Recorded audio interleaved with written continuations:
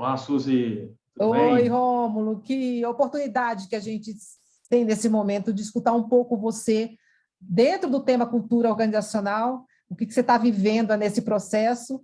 Então, eu queria que você contasse um pouco essa história para quem nos escuta, para quem nos acompanha. Maravilha, Suzy.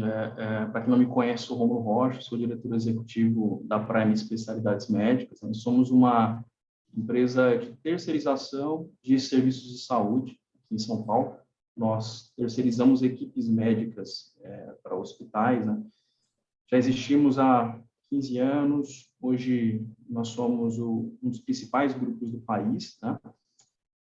E a gente, na verdade, conhecendo você, né, Suzy, nesse trabalho de reestruturação, estratégia da empresa, e a gente entendeu que a estratégia deveria começar a partir de uma transformação de mentalidade, transformação de cultura, de valores, né? A gente fizemos um processo bem interessante, você deu algumas aulas para a gente, e a gente teve que ter um desafio ali de revisar toda a nossa parte de cultura, que, na verdade, assim como a maior parte das empresas, nós tínhamos uma cultura, mas ela era tácita, né? Ela não era explícita nem intencional. Nós não tínhamos a estratégia de moldar pessoas, pegar pessoas com certos valores, né? E moldar também para se aproximar mais dos valores institucionais. Eu, como diretor executivo, como CEO, fiquei responsável de realmente conduzir esse processo dentro da empresa, né? E, na verdade, como a gente já conversou em ocasião anterior, foi um processo muito mais do que institucional, né? Houve um processo muito pessoal de sondar realmente aquilo que a gente era apaixonado, aquilo que a gente realmente queria entregar para a sociedade, né? Qual que era o sentido ali da nossa vida mesmo, da nossa ação com as pessoas. Eu acho que seria interessante, Suzy, eu compartilhar a tela aqui para já mostrar o texto da cultura, e a gente vai falando e vai explicando sobre como tudo foi, né? Perfeito. Vou compartilhar aqui. Na verdade, eu acabei abrindo aqui nosso site institucional, só para vocês entenderem o contexto do que eu estou falando aqui. Nós somos uma empresa intrinsecamente distribuída, ou seja, ela tem médicos, são 360 profissionais por dia, nos mais diversos locais aqui em São Paulo. A gente tem um grande desafio que é gerar unidade, gerar sinergia, gerar alinhamento.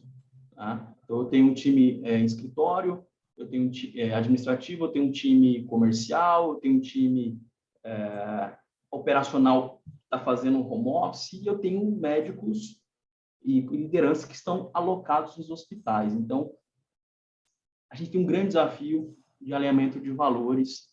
Isso começou primeiro definindo realmente quais seriam, né? Então, foi um processo assim incrível para mim e para a empresa, né? E com certeza está entre as ações do ano que mais tiveram impacto estratégico. Na verdade, o impacto que eu diria que é global na empresa, né? Não cultura não é uma questão de RH, né? Cultura é uma questão de estratégia da base do negócio. E isso eu acabei descobrindo, e confesso que eu realmente não valorizava adequadamente e não sabia o valor, né? Para mim era aquela questão lá, aquela sopa de letrinhas do visão, né?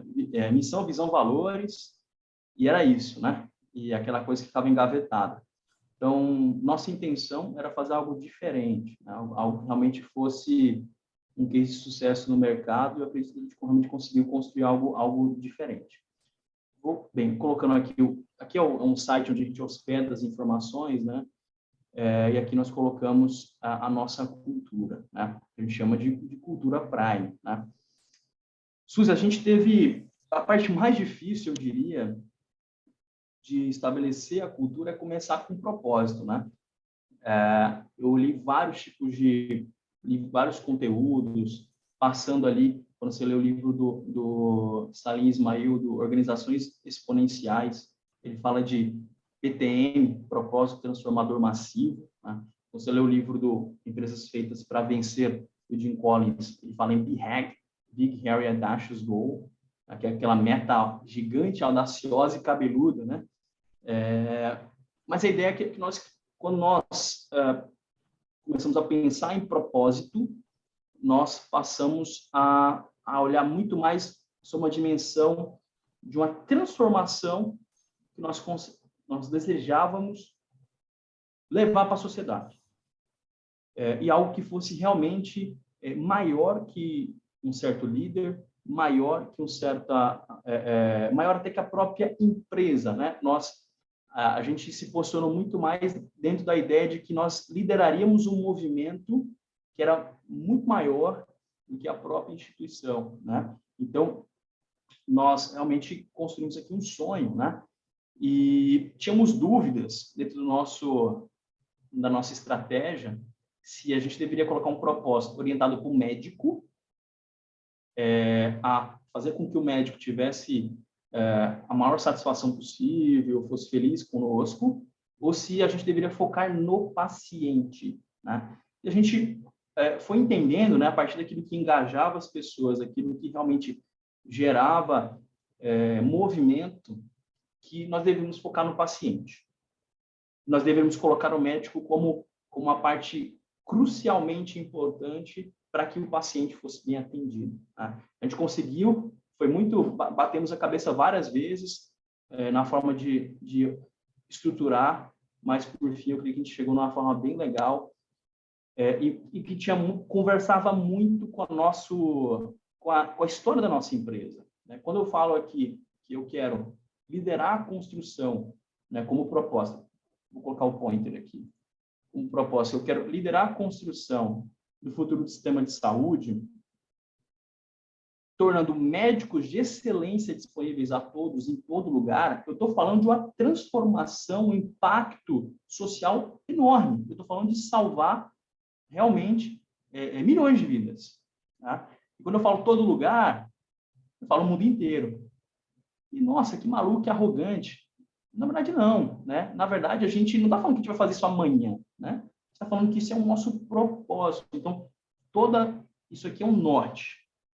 A empresa inteira está olhando para tornar esse propósito real. Talvez, né, isso faz parte da definição de um BREG ou de um PTM, talvez nunca aconteça plenamente.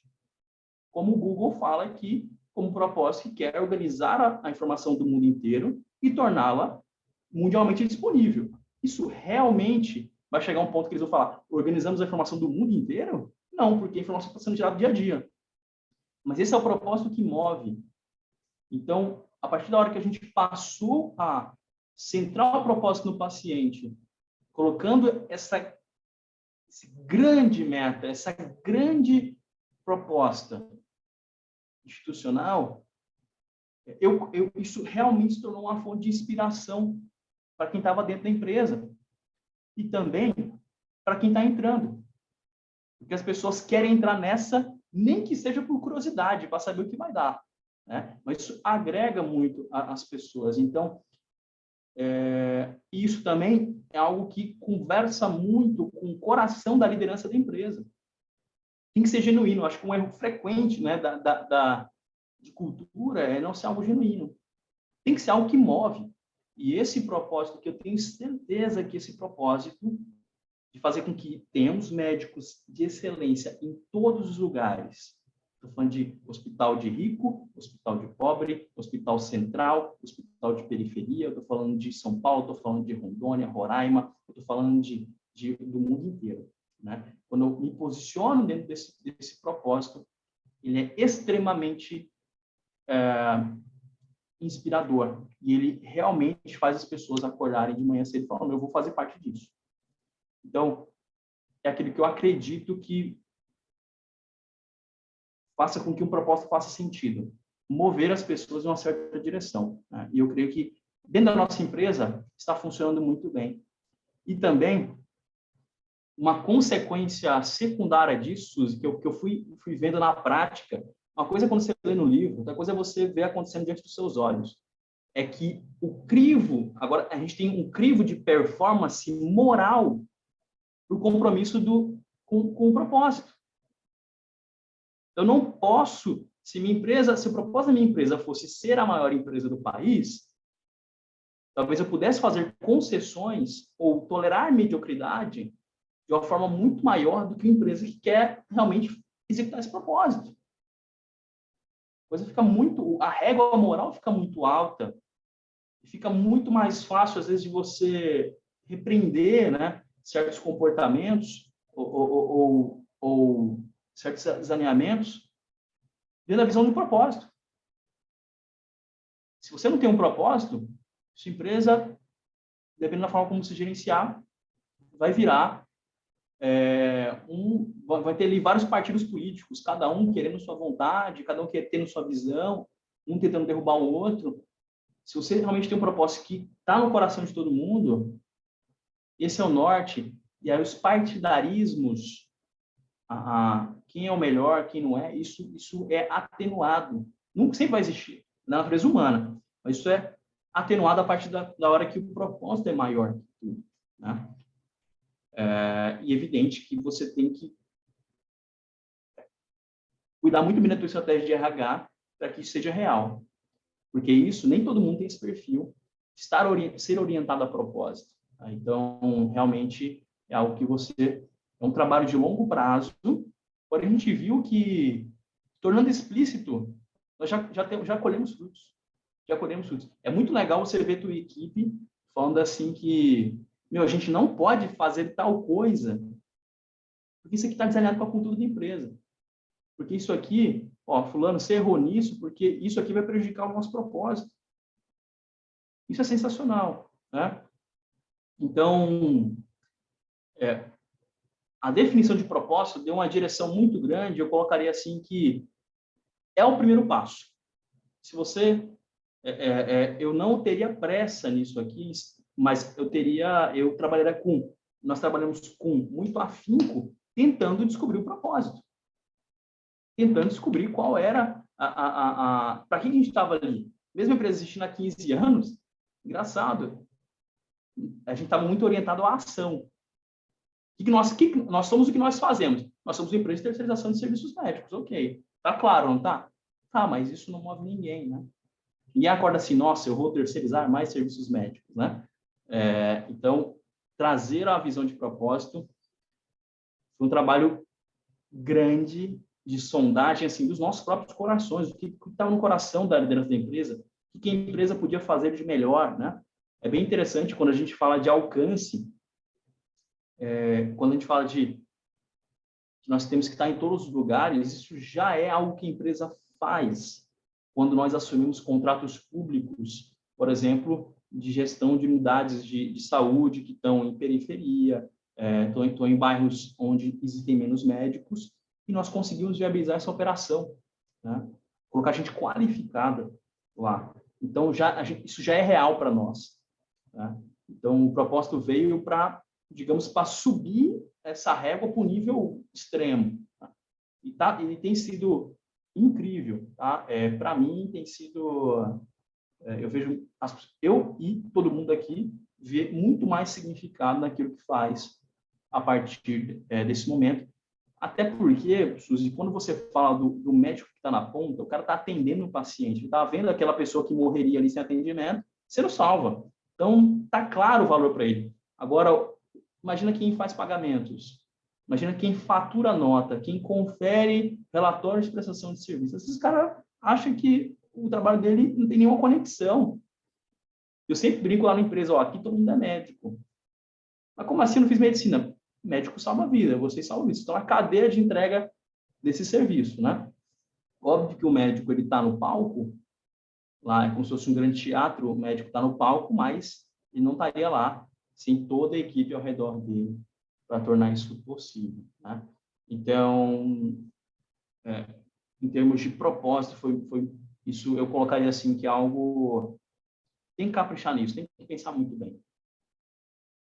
E vale a pena visitar culturas de outras empresas, visitar o formato que eles colocaram isso, né? Eu estudei a cultura de todas as principais, assim, as empresas mais admiradas do mundo, assim, eu estudei a cultura de todas, né? E como eles expressavam isso para realmente estar mais inspirado, para escrever de uma forma de uma forma apaixonante. Tem que ser, né? E no tocante à visão, tá? Que a visão é justamente aquilo que nós queremos ser, né? A partir do propósito que vocês querem ser, tá? Como a gente descreveu a nossa visão, né? A visão talvez é mais tangível, né? É ser o maior, melhor e mais conhecido grupo médico do mundo, contribuindo decisivamente para aumentar a qualidade, reduzir custo e humanizar o sistema de saúde. E essa visão é muito alinhada com a nossa proposta de valor para contratantes, porque a empresa realmente está focada em aumentar a qualidade assistencial dos médicos, ou seja, médicos melhores, mais qualificados, ser custo eficiente e ser humano, ou seja, entregar uma experiência para o paciente aprimorada, né? Uma experiência humanizada de atendimento, que hoje em dia é uma grande dor do sistema de saúde, né? Então, a gente colocou essa visão sensacional para que todo mundo... Olha, nosso propósito é esse e a magnitude de empresa que nós queremos ser é essa, né? Posteriormente, Suzy, você viu que a gente adicionou o que a gente chama de pergunta primária. Isso é um conceito eu creio que seja do Tony Robbins, né? Pelo menos ele foi que expandiu isso aí, divulgou bastante. Isso eu aprendi com materiais dele, que seria uma espécie de indagação constante, um pensamento constante que guiaria o nosso processo de planejamento, o nosso processo de tomar decisão. Que é como a Prime pode ser a melhor do mundo no que ela faz e criar os meios para a realização do seu propósito. Então, assim, quando a gente foi fazer planejamento de OKRs aqui, planejamento estratégico com os OKRs, ferramenta aí foi divulgada pelo John Doerr, o pessoal, nossa, mas como é que eu acho o jeito de expressar o que eu coloco de meta? Eu falei, tá, me diz o seguinte, me explica aí como você pode ser o melhor do mundo nisso. Como é que você pode ser o melhor do mundo em faturar a nota? Como é que você pode ser o melhor do mundo em entregar serviços de pediatria e terapia intensiva? Aí ficou muito mais claro, né? E como que isso está alinhado ao propósito? Então, pergunta primária foi muito em torno de ser um pensamento, a coisa está batendo assim. Poxa, como é que eu posso ser o melhor do mundo? Como é que eu posso ser o melhor do mundo? E para mim, como CEO, isso realmente martela todos os dias na minha cabeça, um negócio assim incrível, que eu fico pensando, como é que essa empresa pode ser a melhor do mundo? Como é que ela pode ser a melhor do mundo? Eu estou olhando para tudo, pensando como é que ela pode ser a melhor, como é que ela pode ser a melhor, como é que ela pode realizar o propósito. E esse é um pensamento, é uma autoindagação constante, né? Que vai direcionar a proposta, vai direcionar a visão e vai direcionar as crenças, né? Então, isso foi um processo bastante interessante. E aí, Suzy, uma vez que eu defini o meu propósito e a minha visão, né? Pergunta primária veio depois, foi meio invertido, mas nós aqui definimos propósito e visão primeiro, né? Eu comecei aí, depois disso, só depois disso, eu comecei a trabalhar as crenças, tá? Por que eu não coloquei como valores? Eu queria que fosse algo muito mais... Eu queria primeiro fugir da forma como as empresas geralmente retratam isso, né? Aquela coisa receita de bolo, né? Sustentabilidade, humanização,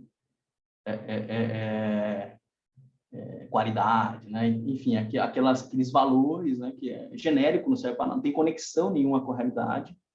Eu preferi tratar isso aqui como crenças, como coisas em que nós acreditamos. E não um conjunto de valores assim que veio de cima para baixo, né? Eu queria que fosse algo que representasse algo mais interior. A empresa tem esses valores. Não. O que as pessoas acreditam? O que nós acreditamos? Acreditar aí que está. Tem um livro eu esqueci o nome do autor, mas chama Hábitos Atômicos, né? O nome do livro. E recentemente, ele fala o seguinte, que você não consegue sustentar um comportamento que não seja coerente com a sua identidade. Sensacional. Então, assim, sua identidade tem que mudar para que o comportamento mude de forma sustentável.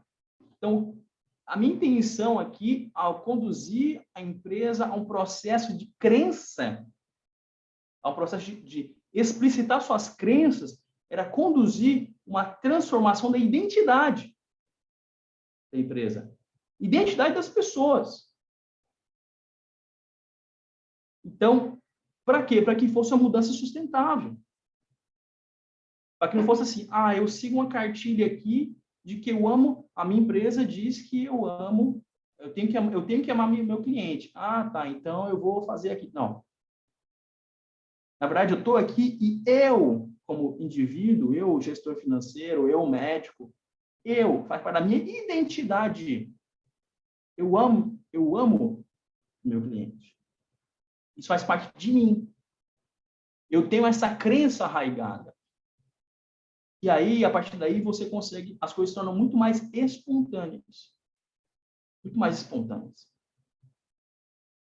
Quanto mais identidade, quanto mais iniciativa você tiver na tua base, menos gerência você precisa em cima.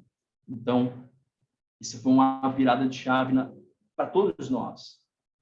A partir da hora que a gente passou a trabalhar com crença, aquilo que nós acreditamos, para falar com o mais íntimo de quem está dentro da empresa, para expressar isso de maneira prática. Né? Então, nós colocamos colocamos uma frase bem interessante aqui. Isso aqui foi muito inspirado na cultura do Netflix, e isso aqui, virando real, sendo prático, é aquilo que torna a cultura algo que realmente acontece na tua empresa, que é a adesão à cultura ser o fator que determina quem entra, ou seja, quem é contratado, fit cultural, quem é demitido, fit cultural, quem é promovido, fit cultural. Porque se eu escrever esse documento lindo, maravilhoso, com as coisas mais fofas do planeta, as coisas mais poéticas e todas, mas isso não for real, isso não for o crivo, isso não for o norte, não vai acontecer. As pessoas têm que sentir a cultura na pele, todo santo dia. A partir do quê? De quem entra, os movimentos da empresa, né? Quem entra, quem sai, quem é promovido. Né? E isso realmente faz aquilo que torna a cultura prática dentro daquilo que eu tenho visto, né? A gente passa a contratar para o fit cultural, óbvio que esse não é o único critério, mas esse é um critério que a gente faz para diferenciar candidatos e tecnicamente equivalentes, qual é o melhor fit cultural, quem expressa realmente ter as mesmas crenças, e quem sai da empresa por quebrar a cultura.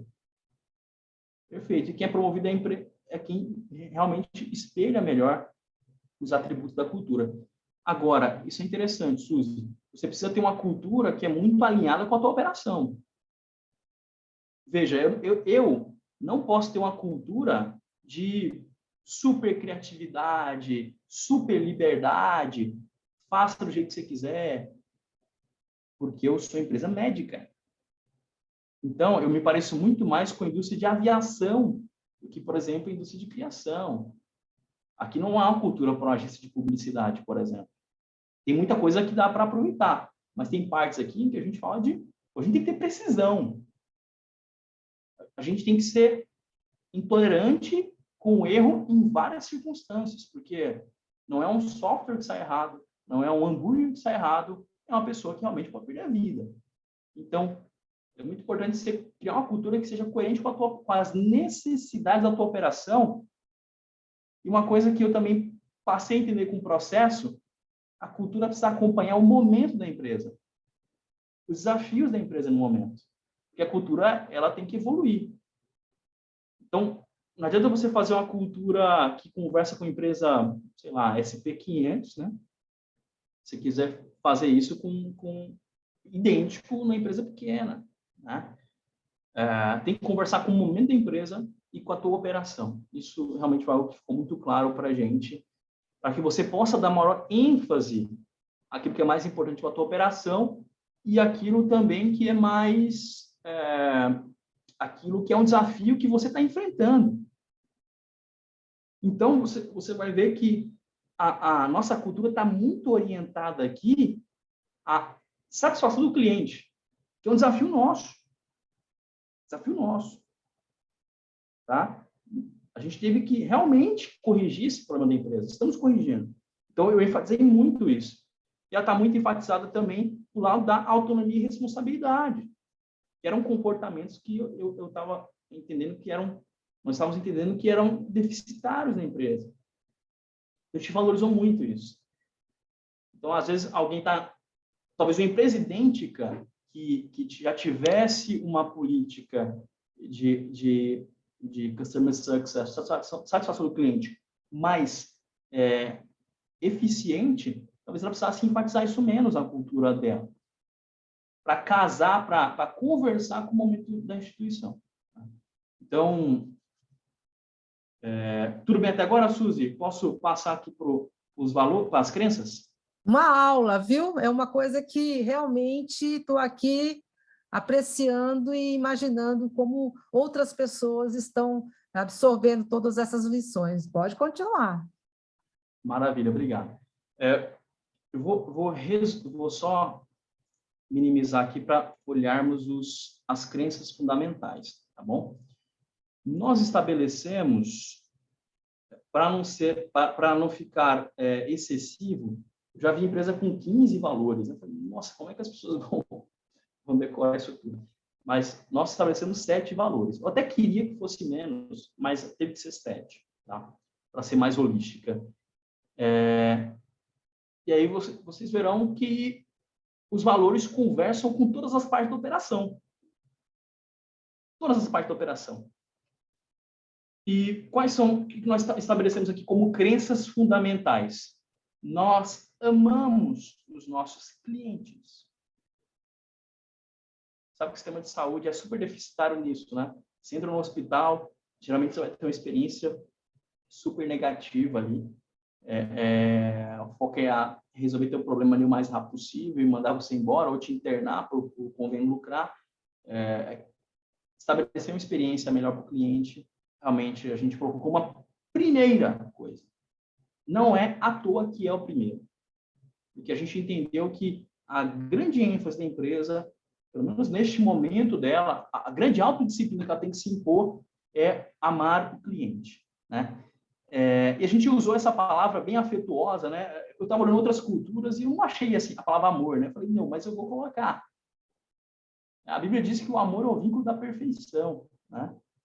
E eu acho que colocar a palavra amor soa piegas, né?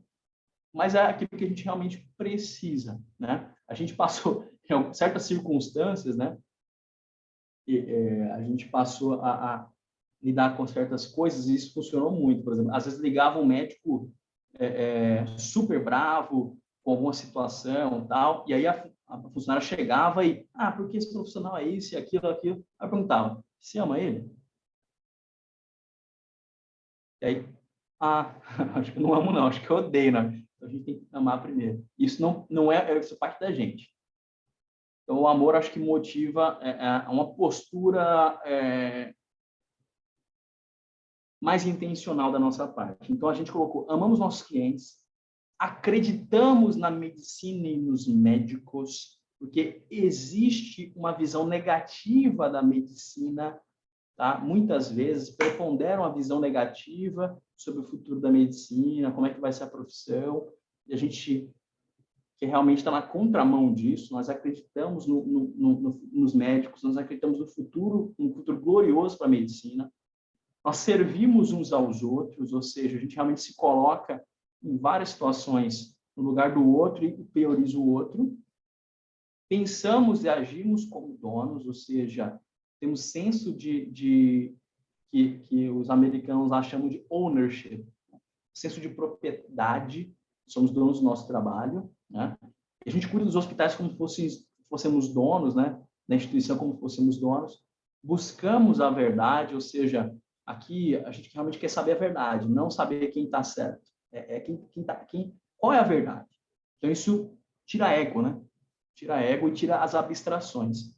Nós almejamos a perfeição, ou seja, nós realmente queremos ser institucionalmente perfeitos e que isso vire um serviço perfeito para os nossos pacientes. E, por último, temos lucro para executar o propósito. Eu vi várias assim, culturas que não tocavam na parte financeira. E eu acho que essa omissão não é legal. Eu acho que essa omissão não é legal. E o sistema de saúde está vivendo um problema enorme de sustentabilidade financeira. E eu preciso ter uma cultura que conversa com esse desafio, porque se eu não olhar a dimensão financeira, nada disso aqui acontece. Então, eu fiz questão de transformar em duas crenças fundamentais que a sustentabilidade financeira era uma parte crucial do processo, tá? E eu vou explicar um pouquinho cada um aqui, e eu acho que a gente vai ter boas surpresas aqui daquilo que a gente conseguiu escrever, tá? Começando pela parte de amar os nossos clientes, tá? Aqui eu fiz questão de enfatizar um senso de gratidão. Eu tenho que ter gratidão com o meu cliente. Eu tenho que ter gratidão com o meu paciente, gratidão com o médico que opta por trabalhar com a gente, né? Eu creio que nós estávamos muito convictos em excesso de que nós éramos super maravilhosos e super necessários. A gente esqueceu a dimensão da gratidão. Então, a primeira frase aqui já é sobre isso, né? Nós acreditamos que a Prime só existe porque as instituições decidem, de bom grado, ou seja, espontaneamente, nos contratar e os médicos decidem, de bom grado, trabalhar conosco. Eu intermedio, faço essa intermediação do médico com a instituição. Se algum dos pontas não quiser trabalhar comigo, eu não existo. Simples assim. Então, trazer essa convicção de que nós só existimos por causa e para os nossos clientes muda o jogo demais. Porque eu posso falar, né, quando alguém reclamar da instituição X, eu falo, você sabia que a gente só está aqui por causa deles? Sabia que se a gente não tivesse cliente, a gente não estaria no patamar que a gente está hoje? Ah, porque fulano, sabia que se a gente não tivesse os médicos, a gente não estaria aqui hoje? Então, desenvolver esse senso de gratidão foi fundamental, né? E nós colocamos uma frase aqui que também é inspirada em uma cultura de outra empresa, que é que nós desejamos que tanto os médicos quanto instituições nos amem fanaticamente e queremos merecer esse amor. Isso aqui é uma pergunta, Suzy, que conversa muito com pós-venda. Hoje nós estamos estruturando de forma com muita atenção. Eu estou olhando para isso assim, fanaticamente, para pós-venda. E o que é pós-venda? É acompanhar o cliente depois da compra. Pós-venda é visitar. Pós-venda é mandar e-mail. Pós-venda é lembrar do aniversário do cliente. Não. Pós-venda é fazer o cliente te amar fanaticamente. E como é que eu faço isso? Óbvio, entrega de valor, né? Que é como que a gente expressa amor aqui, é absoluto compromisso com o sucesso do cliente. Com a entrega de extraordinária qualidade. Então, eu posso chegar com um diretor meu e falar, cara, como é que você está fazendo pós-venda? Esse cliente está realmente amando a empresa? A nossa entrega para ele envolve o sucesso dele? Porque eu não posso entregar para o hospital, por exemplo, médico, só médico, em escala. Eu tenho que entregar para ele um resultado que conversa com o negócio dele, que conversa com o propósito do próprio hospital. Então, a Prime precisa ser uma alavanca para a instituição, né, em executar o propósito deles. Se for isso, eles vão nos amar com certeza. Porque nenhuma empresa pode dessa forma no mercado. A gente está tentando transformar essa visão em algo real. Belo trabalho. Estamos fazendo e a gente vai ter sucesso nisso. E com o médico, eu não posso só entregar para o médico oportunidade de plantão. Isso qualquer outra empresa faz. Então, como é que a empresa interage com esse profissional? Como é que a gente entrega valor de forma que o cara fala assim, meu, sensacional, eu não penso em trabalhar em outro lugar, eu quero trabalhar com esses caras aqui. Então, nós estamos focados no sucesso dos nossos clientes. Óbvio, isso tem que, estrategicamente, minha função como CEO é transformar tudo isso aqui em um processo metrificado, previsível, né? Executado pela equipe, que realmente eu possa entender como que eu estou mensurando isso. Como que eu estou fazendo isso acontecer, né? Agora, a visão está dada. E isso já é um valor que está muito no coração da equipe. A gente percebeu, quando a gente foi desenhar os OKRs do trimestre, que satisfação do cliente, fazer os médicos amarem a Prime, ver a coisa que espontâneo da equipe se preocupando com isso. Óbvio, isso vem de cima para baixo, com base no exemplo. Cultura é de cima para baixo. Por quê? Porque é exemplo. Né? É pregação e testemunho. É uma espécie de conversão institucional, né? É pregar e testemunhar na prática. E aí a gente colocou várias frases aqui que deixavam mais prático e detalhado o que a gente realmente estava falando quando a gente disse que ama o cliente, né?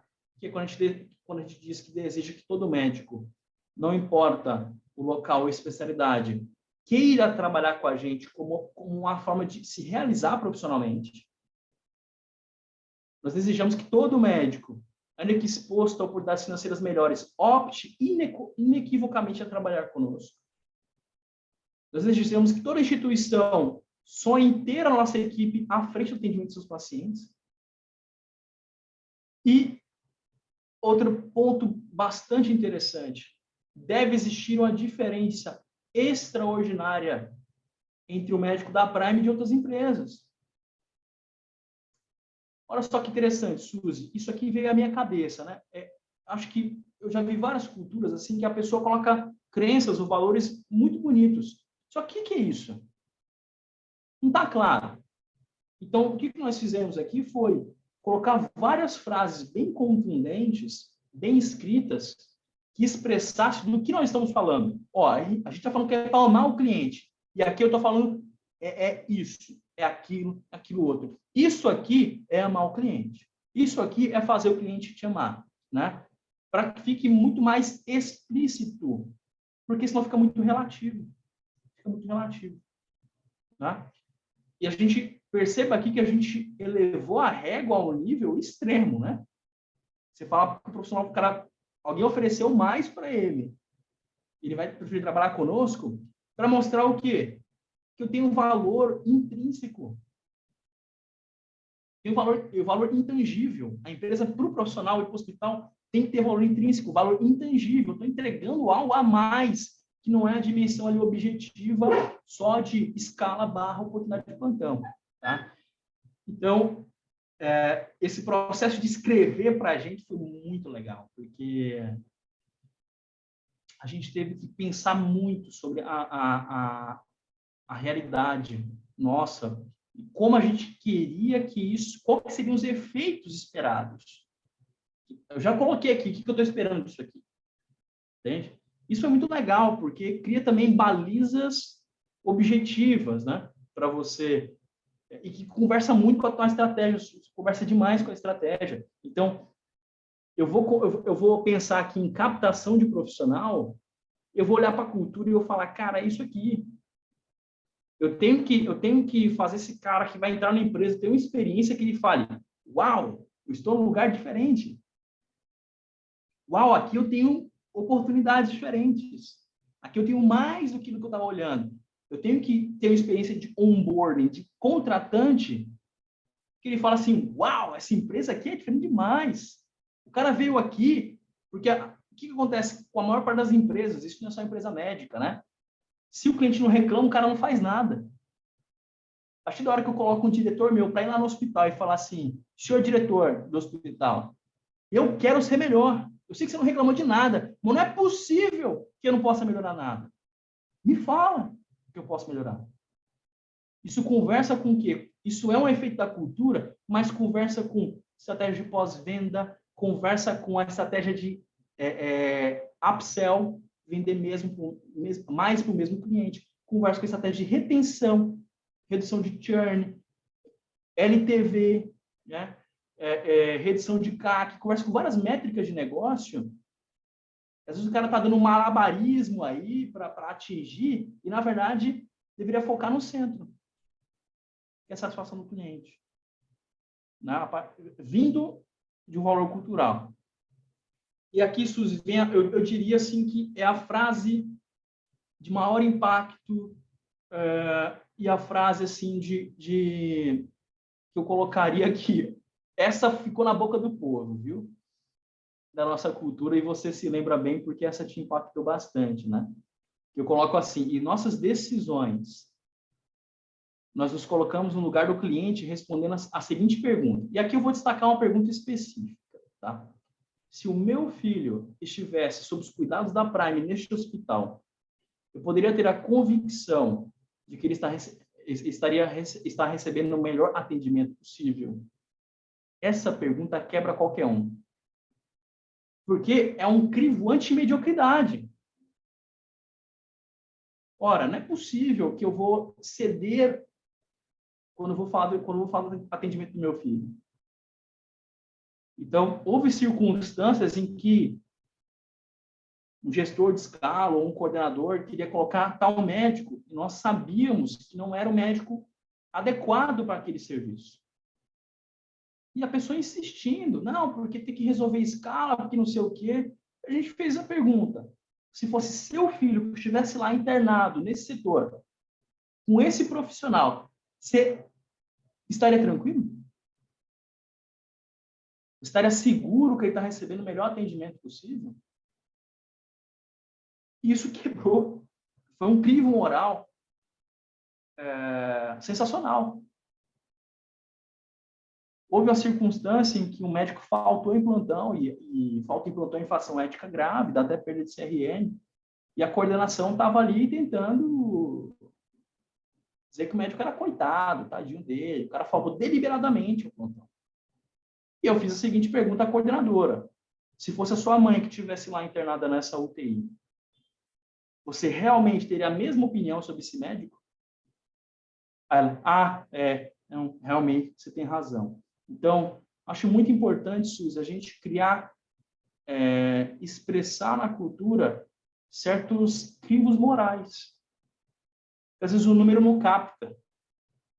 Eu posso falar que posso criar 1000 critérios objetivos, mas o crivo moral talvez represente algo maior dentro da busca da excelência, né?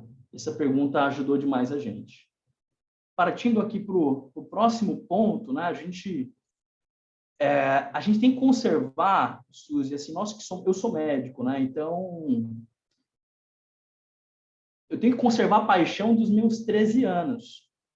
13, 11 anos foi quando eu decidi me tornar médico, né? Morava lá na cidadezinha, divisa com o Pará, super pequenininha. E aí eu assisti um programa da Sky. Meus pais assinaram a Sky. E aí tinha aquele Discovery, tinha um programa chamava Medicina no Século XXI. Aí mostrava o médico lá, abrindo cabeça, trauma, operando o olho. Eu falava, meu, isso é um negócio fantástico. Que negócio, eu quero ser médico. Eu não quero ser outra coisa da minha vida. Nada mais é mais legal do que ser médico. Eu acho que, por exemplo, quem quer jogar bola, quem quer ser professor, tem essa visão apaixonada. A gente precisa conservar, nós somos uma empresa médica, a gente precisa conservar uma paixão pela medicina. Que é aquela paixão lá de quando a gente decidiu ser médico, né? Então, a gente expressou isso em várias frases bem fortes. Nós acreditamos na medicina com a mais bela arte e ciência já concebida pelo homem. E o engenheiro vai achar que é engenharia, mas não, para mim é medicina e pronto, não tem negócio para mim, né? Nós cremos que a medicina é a normalização dos milagres. Vai falar para mim que há 100 anos a pessoa trocou de coração, o que era? Era milagre. Cego voltou a ver, era milagre. A pessoa recebeu um pulmão novo, milagre. Uma pessoa tinha câncer e foi curada, é milagre. Então, a medicina nada mais a gente, para resumir de forma poética o que é a medicina, a gente colocou a medicina como a normalização do milagre. É transformar o impossível em método. Impossível em método. E a mesma coisa para ser empresário, né? A empresa é transformar o impossível em método. Isso é muito legal. Nós acreditamos na medicina como um veículo de esperança, um meio de impactar e transformar vidas, né? Nós acreditamos que a medicina protege o patrimônio mais valioso das pessoas, que é a saúde dela própria e das pessoas que elas amam, né? E olha só que legal isso aqui, Suzy, pensando em transformação social. Nós acreditamos que a saúde é uma condição fundamental para que uma pessoa possa transformar a sua própria realidade e da sua família. Então, quando eu estou falando de saúde, eu estou falando de aquilo que é de mais precioso para as pessoas. E a condição inexorável, a condição fundamental para que um ser humano atinja seu potencial. Eu preciso ter saúde. E eu preciso conservar essa visão apaixonada e esperançosa da medicina. E ter gratidão, né? E se sentir indigno da bênção, entre aspas, né? De trabalhar com isso. Eu sempre falo, pessoal, a gente tem que entender que é um imenso privilégio você ganhar a vida de maneira tão nobre. Você ganha a vida salvando outras vidas. Pelo amor de Deus, não tem coisa mais legal que isso. Tem coisa mais legal que isso. É realmente algo heróico, né? E aqui, Suzy, eu acho que é muito importante você ter essa visão apaixonada e conversando com o teu propósito, porque a empresa passa momentos difíceis. Você vai passar momentos difíceis. Ser empresário em qualquer lugar do mundo, né? Eu sempre... Eu não estou junto, eu não faço parte, eu não sento na mesa dos pessimistas. Que empreender no Brasil... Meu, empreender, criar coisas novas em qualquer lugar do mundo é desafiador, você passa situações difíceis. O que vai manter você na linha? O que vai manter o funcionário junto contigo? A crença, a visão, e a visão de que ele está fazendo algo realmente transformador e nobre. Então, eu queria que isso aqui digamos que isso aqui é um lastro moral para a empresa e também uma espécie de, não imunidade, mas um remédio, uma vitamina, talvez seja a melhor expressão, para enfrentar as adversidades. Porque elas irão existir e serão diárias. Aqui a gente tem problema todos os dias. E é a realidade toda empresa. Eu preciso me manter, e a empresa, todo mundo tem que se manter em pé e manter animado, né, com a crença. Senão você tem uma empresa que oscila ao sabor das circunstâncias. Nós precisamos ter âncoras internas. Precisa estar firmado nas nossas crenças e não no que a gente está olhando cenário externo. Né? A gente anda por fé e não por vista. Esse é outro versículo bíblico legal. O justo viverá pela fé. Né? Então, circunstâncias tão difíceis, cenário desafiador, dane-se. Isso é mais um elemento da homenagem de cenário. Mas isso não vai abalar a gente, porque a gente tem âncoras internas e crenças muito fortes. Tá? E progredindo para o terceiro valor aqui, se eu estiver indo muito rápido, você me corrija, Suzy, por favor. Mas como são 7, a gente tem que... Está ótimo, está ótimo. Está dando para acompanhar direitinho e realmente aprofundar para sair um pouco daquele discurso mais teórico ou assim até uma ideia sem ter essa profundidade que vocês conseguiram aí, né? Perfeito. Foi exatamente isso. A gente teve que...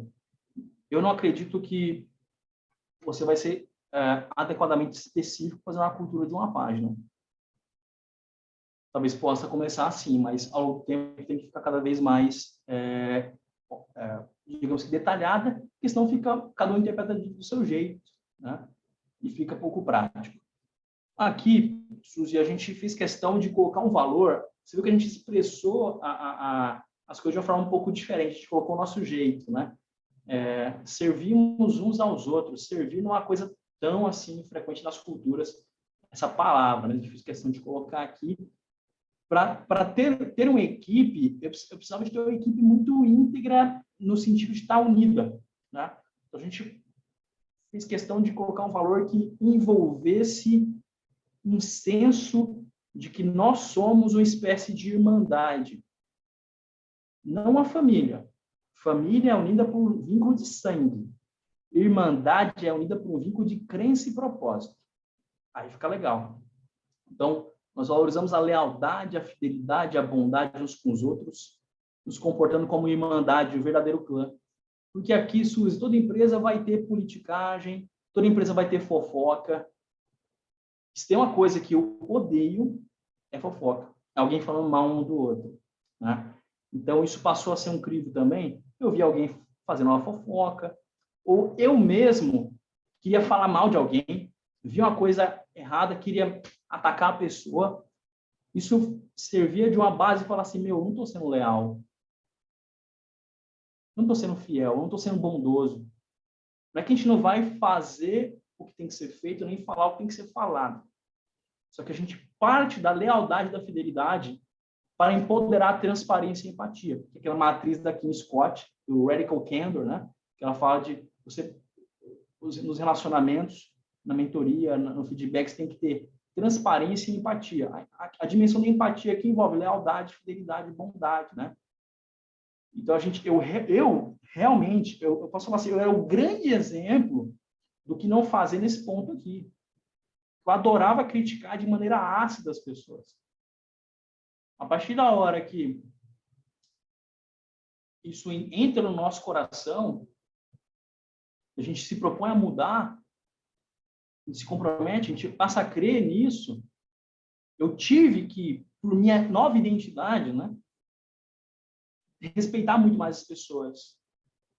Quando tinha algo que era digno de reprovação, eu não falava, porque fulano é isso, aquilo, outro, porque ele quer falar, cara, ó, não está performando bem, vamos chamar ele para conversar, expor de maneira transparente, falar que a gente está com ele. E que, como a empresa é orientada a propósito, para ele continuar com a gente tem que ter um alinhamento nesse sentido, mas nada sobre a pessoa. Passamos a descolar performance de caráter, que é uma confusão clássica aí dos líderes, né? Tá performando mal, é um picareta, né? É uma pessoa ruim. Tá performando bem, é um maravilhoso. Às vezes o maravilhoso é um picareta. E o cara tá performando mal, ele tá no lugar errado dentro da sua empresa, ou não era nem para ele estar dentro da sua empresa, porque ele não foi feito, não tem um perfil para a tua empresa. Então, a gente descolou o caráter de performance, foi maravilhoso, até para baixar a temperatura aqui na empresa, principalmente do ponto de vista de operação ali. Isso foi sensacional, Suzy. Eu posso dizer assim que eu fui o mais impactado nisso, que eu realmente gostava de acabar com as pessoas mesmo, tá? E eu tive que me transformar. Foi um processo aí de transformação, né?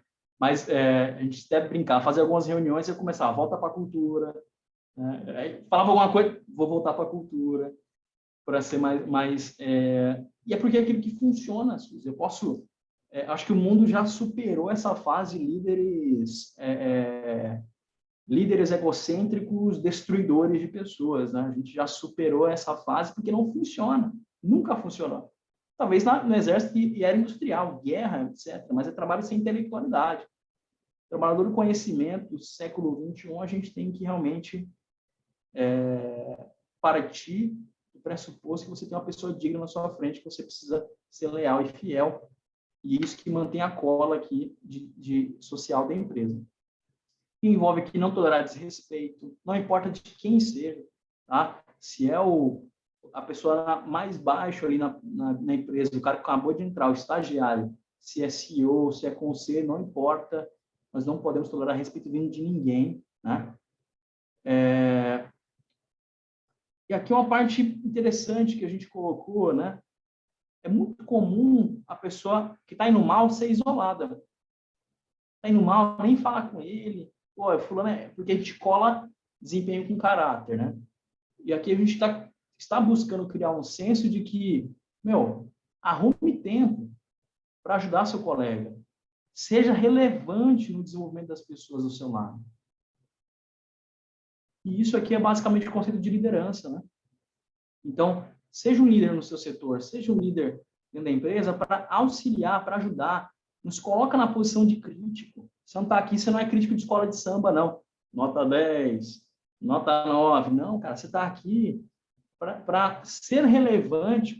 E uma pergunta que o cara não tem que se fazer. Quanto eu estou sendo relevante para desenvolver os meus colegas? né? E aqui a parte de colaboração, que é construir times fortes, em que colegas extraordinários são colaboradores eficazes, né? A gente passa a tratar coisas do ponto de vista de vitória coletiva, né? A ideia também de criar um ambiente mais positivo, um ambiente em que exista um trabalho excelente, uma liderança excelente, uma remuneração justa e valorizar a jornada. A gente passou... Talvez isso aqui já era muito nosso já. A gente sempre foi muito descontraído lá na empresa. A ideia é que realmente a gente conseguisse manter isso e potencializar isso para que as coisas fossem realmente gratificantes, né? E encerrando esse ponto aqui de servir uns aos outros, né, que está muito mais voltado para dentro da empresa, a gente também colocou o senso de propriedade, que é pensar e agir como dono. Como eu falei, né, os americanos tratam isso aqui como senso de ownership, que é a ideia de agir como proprietário. O que acontece? Eu sou empresa distribuída. Eu estou em 60 localizações diferentes. Se só o escritório, só os sócios pensarem que são donos, ou se comportarem como donos, acabou. Não vai acontecer. O sonho não vai acontecer. Então, é fundamental que eu cultive uma mentalidade de propriedade sobre o trabalho. E aí, óbvio, você vai entrar na pergunta, tá, como que eu faço minha equipe pensar e agir como dono? Eu entendi isso primeiro teoricamente, estudando e olhando cases, e depois entendi isso na prática, quando eu vi esse comportamento. Né? Pontos que nós colocamos aqui de como induzir isso na equipe. Né? Acreditamos que a equipe cresce e amadurece quando existe confiança no seu trabalho. Você mostra para o pessoal, eu confio em você, eu confio no seu trabalho. Liberdade para agir. Ó, você pode tomar decisões, você tem aqui uma série de decisões que você pode tomar, você pode agir, você tem liberdade. E quando as pessoas acreditam que pode fazer diferença, ela vê significado, não ela fica só apertando um botão, ela vê significado, né? Que ela faz diferença no mundo. Então, isso são gatilhos poderosos para o senso de dono. Né? Quando a gente enxerga a empresa como paixão, e eu acredito que a prosperidade da empresa vai conduzir ao bem geral, tanto da sociedade quanto da minha equipe. Ou seja, a gente tem investido muito em fazer as pessoas acreditarem, e óbvio acreditarem em algo real, genuíno, que a empresa crescer representa a prosperidade deles próprios. A pessoa olhar e falar assim, eu vou construir isso aqui. Eu não vou ser um explorador daqui, eu não vou sugar daqui, eu vou construir isso aqui. Eu entendo que isso além de gerar um bem social, uma transformação para a sociedade, isso vai mudar a minha vida também. A gente tem buscado isso, articulado formas de criar isso com gestores, com lideranças, com coordenadores. E isso tem um poder sensacional que supera qualquer processo, Suzy. Supera qualquer processo. Muitas vezes, assim, o empresário, eu já tive muita essa inclinação. As coisas precisam dar certo, para quando dar certo, precisa de um processo perfeito. Não adianta. Se eu não começo na base, na essência, na crença, na visão de longo prazo das pessoas, não adianta de nada no processo, que basicamente não vai ser executado. Então, a gente criou está nutrindo essa mentalidade de dono, as pessoas enxergando que vão ter um lugar só aqui na empresa e dando várias demonstrações de que elas realmente têm voz e poder aqui dentro. Posso fazer a narrativa mais bonitinha, mas como que no dia a dia ela realmente tem poder, né? E voz, e consegue exercer, né? Então, que é o conceito de autonomia e responsabilidade. Aqui todo mundo tem autonomia, ou seja, você pode trabalhar tomando decisões e o como, a gente, em termos de planejamento, a gente sempre define a liderança com a equipe o quê. Agora, o como vai ser feito está a cargo da autonomia da equipe. Responsabilidade. Então, eu espero, da mesma forma que você tem autonomia, eu vou estar cobrando sua responsabilidade. E aí, eu preciso ter muito menos trabalho de processo, especialmente adesão ao processo. Se eu consertei o conceito de autonomia e de responsabilidade, as pontas estão bem amarradas, né? Estrategicamente. E a ideia é de a gente ter menos regras e menos supervisão, coisa chata, né? Uma liderança invasiva que fica buscando todas as formas de mensurar desempenho possíveis. Isso aqui é necessário, é um componente, mas não é o principal. O principal é autonomia e responsabilidade, né? E o conceito que isso aqui vem, na verdade, eu vi um conceito, isso aqui conceitualmente, num podcast do Jocko Willink, que é um ex-CEO americano, um podcast dele com o Timothy Ferriss. E ele falando que um dos princípios ali dos CEOs, né, para agir em campo de batalha, era o power to the edges, ou seja, poder para as pontas. Se eu não der poder para as pontas, para o soldado, para o guerreiro que está lá no fronte de batalha, e as decisões foram todas centralizadas, eu não vou vencer a guerra. Por um gap heurístico, um gap de conhecimento. Quem sabe o que tem que ser feito para atingir o quê é a ponta, não a liderança.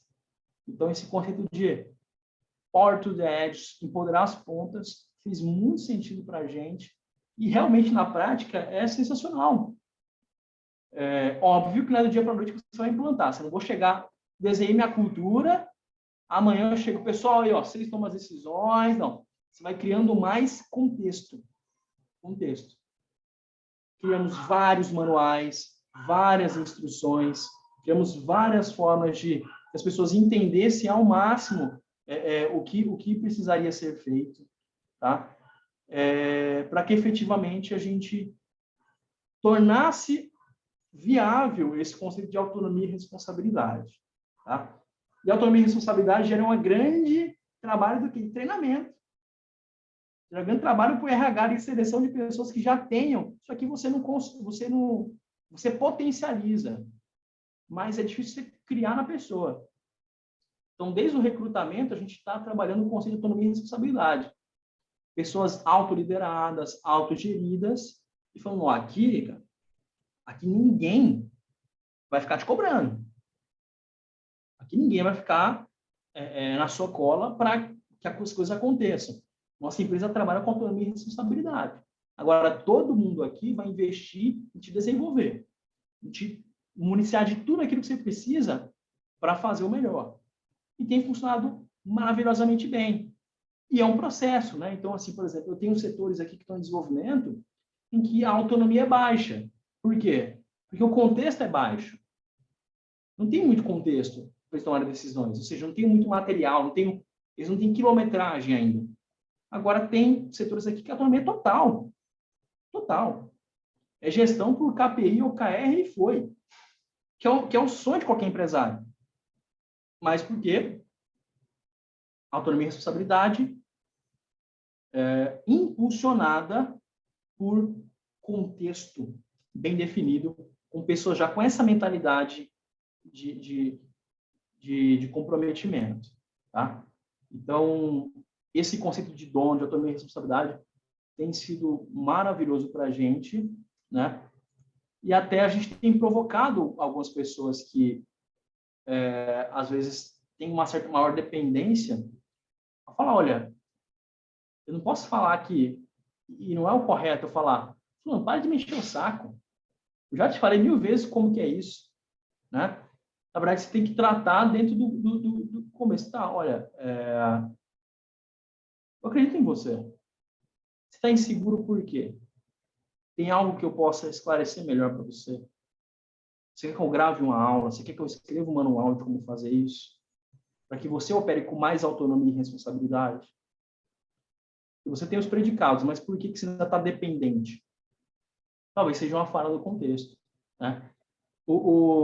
Tem um livro que é do Scrum, né? A arte de fazer o dobro na metade do tempo, que é do Jeff Sutherland, se eu não me engano, o nome dele é esse.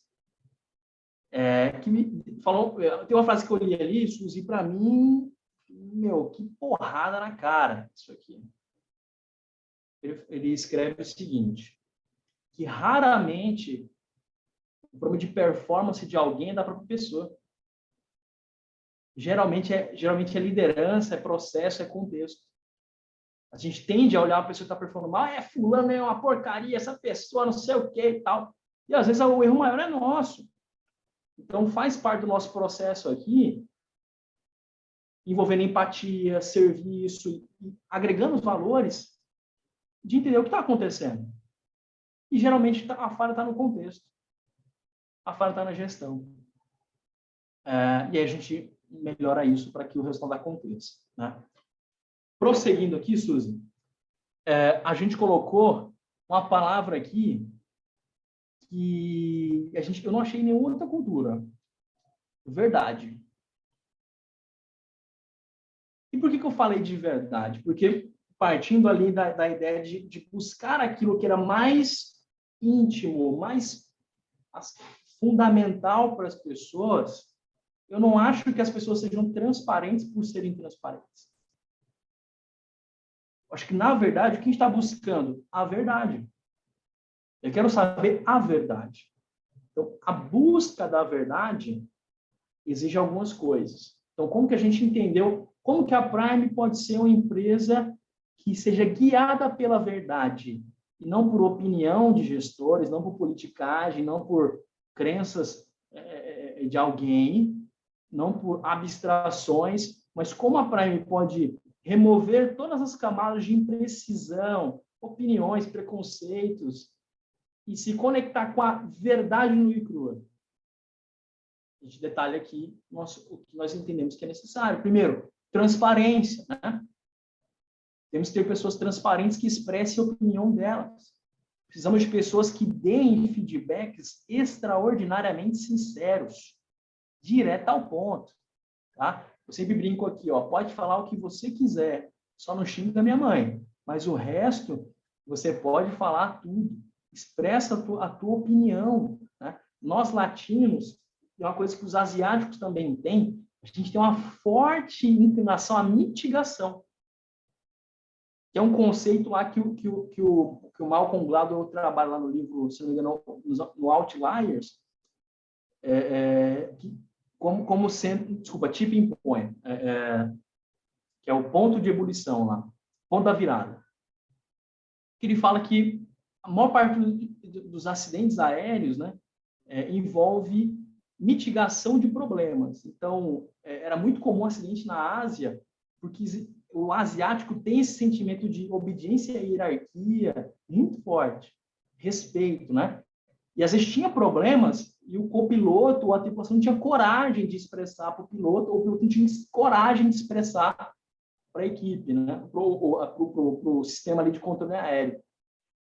Que é o fenômeno da mitigação, que é você ter um grande problema, aí você fala como se fosse um problema. Eu estou um pouquinho incomodado. Tem uma coisinha aqui. Então, nós, latinos, temos mais essa inclinação. Então, a gente deliberadamente, né? Tive várias reuniões que eu falava, mas fala a tua opinião. A pessoa, fala o que você realmente acha. A pessoa, não, por que isso? Fala, olha, isso não é o que você acha. Fala o que você acha. Não, isso eu estou repetindo para você. Fala exatamente o que você acha sem filtro. Aí, saía, a verdade saía como enxurrada de coisa. Aí eu falo, agora sim. Agora sim. Agora a gente sabe o problema. Agora a gente sabe o que está acontecendo. Então, ter essa cultura de não ter mitigação, ou minimizar a mitigação, e contar com feedbacks extraordinariamente sinceros da tua equipe, é fundamental para aprimorar a tua equipe, para aprimorar teu serviço e para reter as pessoas. Porque se você está tendo pessoas saindo da empresa inexplicavelmente, provavelmente você está tendo um problema aqui com o mecanismo de feedback delas para você, na transparência. Pode ser um problema delas? Pode. Você fala no recrutamento, eles são dessa característica. mas às vezes é você quem está criando ocasião. E eu cometi esse erro muitas vezes. Então, às vezes a pessoa está ali e eu não estou provocando, de repente, pum, saiu. Por que saiu? Por um monte de coisa que já acontece faz 3 anos. A gente falhou miseravelmente nisso. Então, a ideia é que a gente não falhe nisso, né? Então, existe a transparência sobre a dimensão de um com o outro, existe a transparência também de estar aberto a ouvir, procurar entender antes de reagir. Quem não conhece o líder intempestivo, né? Que acontece um problema, aquela reação absurda. Vamos entender e compreender antes, né? Ser sincero e autêntico, sem bajulação ou politicagem, isso aqui a gente não tolera o mesmo, tá? Teve uma ocasião, isso assim que eu virei CEO, ó, a equipe não entendia muito o meu estilo. Teve certa vez que eu pedi o grampeador e umas 4 pessoas levantaram para pegar o grampeador. Eu falei, calma aí. Eu não sou especial. Por que alguém tem que pegar o grampeador para mim? Eu só perguntei onde estava o grampeador. Não precisa levantar 4 pessoas para pegar. Eu não sou melhor do que vocês. Então, acho que isso... Ali eu usei intencionalmente aquilo para dar uma lição. Ninguém é melhor do que ninguém. E daqui ninguém vai se beneficiar de bajulação, né? Tem outros exemplos, formas, por exemplo, aí é uma opção minha, eu não imponho isso à minha equipe. Eu busco não ter um lugar privilegiado para sentar e para estar. Para passar a mensagem de que a equipe é a prioridade. E eu não sou privilegiado. Então, minha salinha é bem a piorzinha que tem. Ponto. Para mim tem que ser assim, ou não ter sala. É o meu estilo, né? Mas é uma mensagem para a companhia de que a gente não gosta de bajulação, privilégio ou politicagem, né? Isso tem que estar escrito e tem que estar manifesto na rotina, né? A visão de não esconder erro, de discordar abertamente. Isso aqui é um problema. As pessoas não concordam, ficam quietinhas e não fazem. Então, isso aqui eu vi na equipe e a gente colocou isso assim, enfaticamente. Isso aqui foi uma das coisas que também ajudaram muito, de que a discordância silenciosa é inaceitável, improdutiva. Então, às vezes a gente colocava um processo novo, a pessoa discordava e ficava quietinho lá e não fazia.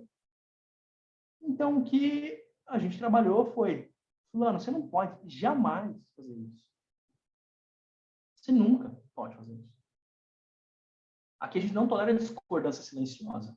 Você discorda, fala. Ninguém está tolhendo, ninguém está impedindo você de falar. Você sabe disso. Olha a nossa cultura de transparência. Você sabe que isso é real.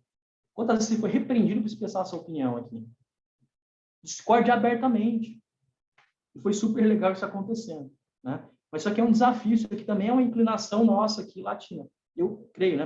Lendo sobre o perfil predominante em cada país, você vê que o americano é ultra objetivo, assim, não tem nenhum milímetro de desagradar, né? Isso é da natureza deles ali, mas ajuda muito eles a serem mais produtivos também, porque as coisas ficam muito mais claras, né?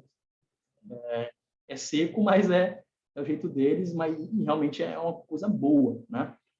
Receptividade a críticas, e aqui valorizar números, métricas, mentalidade científica, né? Então, eu fiz questão de colocar métricas, números na cultura. Para ter empresa, eu posso chamar essa empresa de um pilar. Eu vi várias empresas falando, né? Aqui somos uma empresa data-driven, né? Guiada por dados. Bom, mas por quê?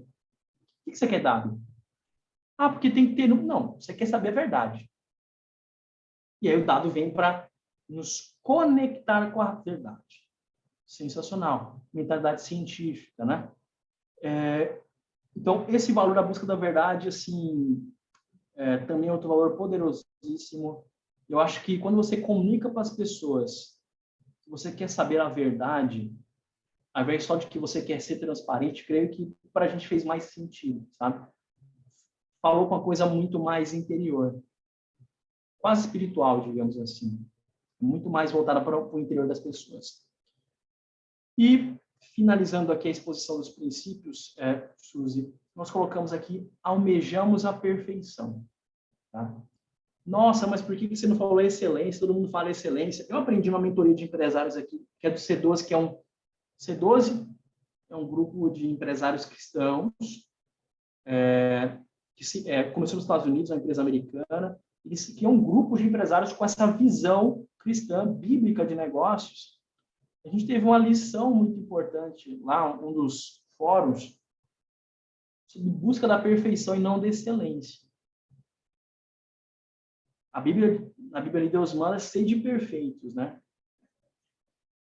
Então, existe uma imposição da perfeição. Agora, óbvio que ninguém vai ser perfeito. Óbvio. Mas a perfeição é o alvo. Então, como que eu explico isso? Olha, como se estivesse no jogo de dardos, eu estou ali, tem aquele, o bullseye, né? Aquela bolinha vermelha pequenininha, eu estou mirando nela. E aquela bolinha é a excelência. Eu vou mirar nela.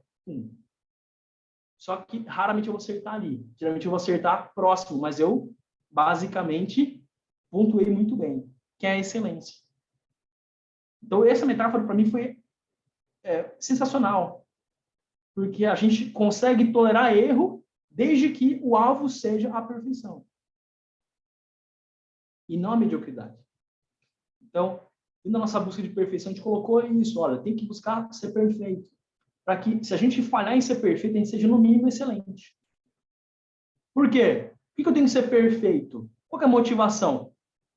Nosso nível de qualidade determina o que acontece com vidas de pessoas.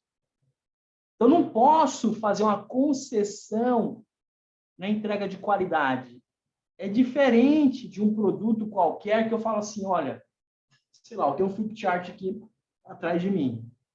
A empresa agora vai fazer um flipchart com material um pouco inferior, com MDF diferente, mais barato, dura menos, mas a gente vai cobrar mais barato. Tudo bem, isso é até uma estratégia de mercado. Eu vou subir minha qualidade para segmentar premium e cobrar premium. Tudo bem. Só que a gente não pode fazer essa concessão jamais. Não posso entregar um nível de qualidade. Falar assim, nossa, é serviço público. Então eu posso entregar um serviço subótimo, mediano? Jamais. Então, nós não podemos fazer concessões quando se trata de vidas. Eu não posso aceitar 99% de qualidade ou 99% de dedicação. Preciso ser 100%. Tem um exemplo aqui, essa frase aqui, né? Acreditamos que cada vida perdida representa 100% de alguém. Essa frase aqui eu ouvi de um professor meu, e foi uma resposta dele a mim na faculdade de medicina. Porque existia um certo protocolo de preparo pré-operatório, pré e pós-operatório, que reduzia 1% a mortalidade. E aí, eu aluno, né? Parece que eu estava querendo tomar uma também. Eu falei, poxa, professor, mas esse esforço todo para 1% de diferença? Aí ele falou, é 1% para você. Porque o 1% para você é o 100% de paz de alguém. É o 100% de mãe de alguém, é o 100% do filho de alguém. Então, eu estou falando de mortalidade. Aqui a gente não pode fazer concessão. E eu afundei na cadeira e falei, realmente, tem razão. Mas isso me marcou, isso faz 10 anos. Eu formei medicina com 23 anos, estou com 31. Isso foi no meio da faculdade, faz uns 10 anos. Isso aqui me marcou e eu não me esqueço disso, porque é muito real. Então, a gente não pode ter o 99%, tem que ser 100%, né? Então, isso aqui, você imagina para o crivo moral aqui de novo, para a minha equipe de operação. Como é que eu dou significado para alguém que está fazendo escala de médico, que não pode deixar faltar alguém na escala? Eu vou falar para ele, não vai deixar faltar, porque senão o hospital vai executar o contrato? Ninguém está nem aí para isso. Ninguém se motiva para isso. Então, eu preciso dar esse significado real, de impacto real na vida das pessoas, para a minha operação entender, nossa, eu não posso falhar mesmo. Eu não posso falhar mesmo. Eu tenho que ser 100%. Isso dá uma coisa muito maior, né? Tem motivado muito a equipe a ter uma visão muito maior das coisas, né? E também cria um crivo moral para a gente na perfeição assistencial, mas também na perfeição de gestão de estratégia e operação. Se eu quero ter 100% de precisão assistencial, eu preciso ter perfeição na gestão de estratégia e operação. Eu não posso tolerar a mediocridade na empresa.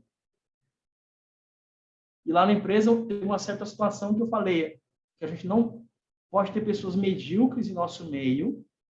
Teve gente que ficou muito chateada, porque associaram mediocridade a ser péssimo, a ser desonesto, horrível.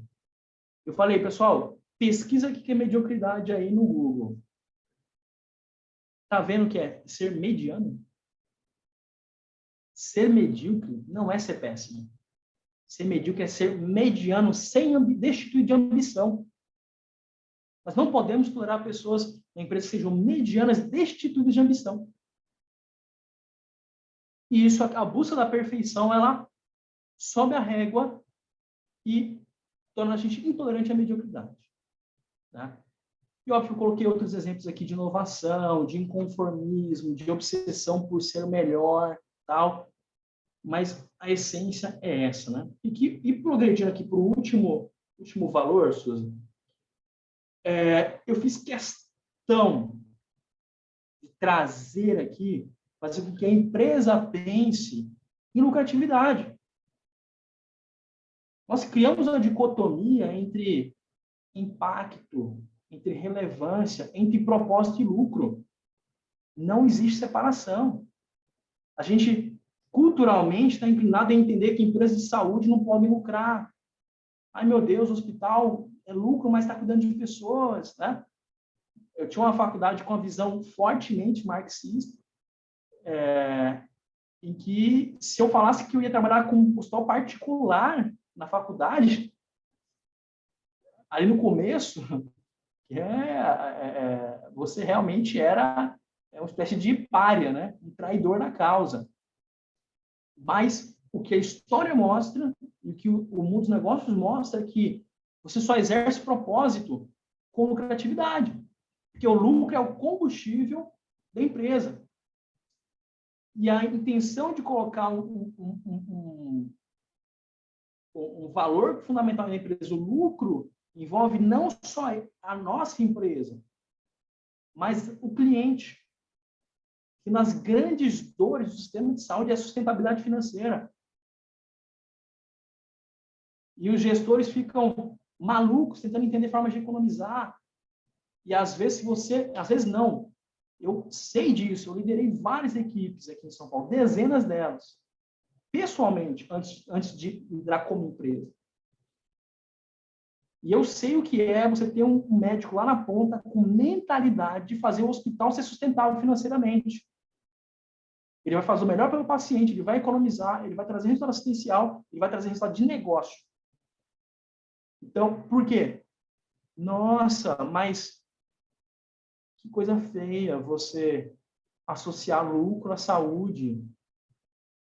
Se eu não me preocupar com sustentabilidade, o sistema não tem alcance. Um dos motivos de convênio aumentar 20% ao ano é que o sistema, os players do sistema não se preocupam com sustentabilidade financeira. É cada um pensando em lucrar o máximo possível dentro da tua esfera, mas não pensa no sistema como um todo. Então, eu preciso me posicionar de forma diferente. Enfaticamente diferente.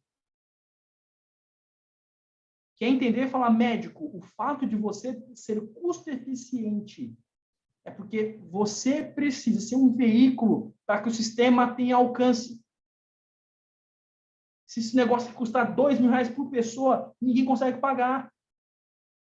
E você é o bonitão que adora pedir exame, Só que você está comprometendo a viabilidade do sistema. Você está comprometendo a capacidade do Estado ou de um convênio privado de alcançar mais pessoas. Está gastando em um paciente o que você poderia gastar em 10. Está puxando o sistema para um patamar de valores que é infinanciável para as pessoas. Então, a gente fez questão de retratar isso aqui, Suzy. E é um enorme desafio fazer isso virar realidade. Enorme desafio. Mas é a minha missão. É a missão da empresa.